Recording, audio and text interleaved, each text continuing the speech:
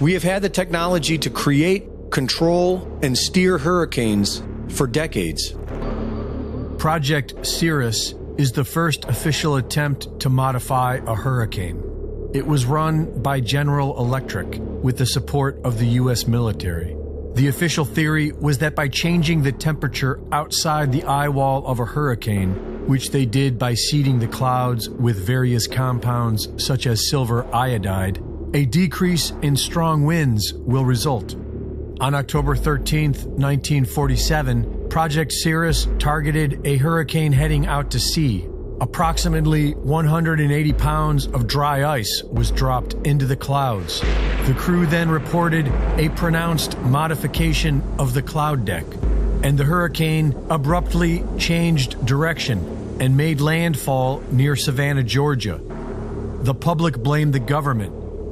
Irving Langmuir, who pioneered General Electric's Atmospheric Research Department and admitted that the project was about learning how to weaponize the weather, also claimed the reversal of the hurricane had been caused by Project Cirrus. But the government denied it for 12 years. After a short delay, the project officially continued, and in 1965, Project Storm Fury had targeted Hurricane Betsy for seeding. On that day, the storm immediately changed direction and made landfall in southern Florida. Congress blamed it on Project Storm Fury, but the government claimed that the hurricane shifted before they ever had a chance to seed it. And after 2 months of congressional hearings, the project was allowed to continue.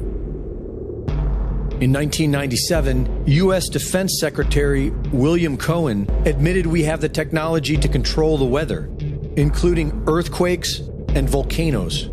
The U.S. government has placed gag orders on employees of the National Weather Service.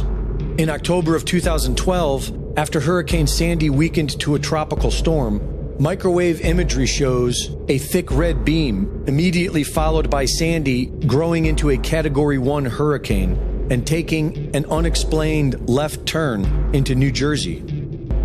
The push towards alternative energy demands more lithium, and according to the U.S. Geological Survey, the United States has over 6 million tons of identified lithium resources. The majority of this lithium has been identified in Kings Mountain, North Carolina. Kings Mountain is believed to have one of the largest resources in the world, but the biggest problem is that people live there, and they don't want their quiet towns turned into lithium mines. People in Cherville have been pushing against a proposed lithium mine for the last several years, but everyone we spoke with here said it's too divisive of an issue to share their opinion on camera. Cherryville is a small, quiet town. I think that's good that we keep it small. So quiet, many don't feel comfortable speaking out against Piedmont Lithium's proposed mining operation nearby. I think we're a silent majority.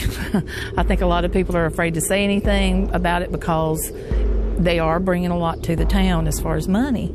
Last year, the Department of Defense entered a $90 million agreement with Albemarle Corporation to increase domestic production of lithium for the nation's battery supply chain, specifically from Kings Mountain, North Carolina, starting by 2025. This is the same area experiencing what is being described as biblical floods.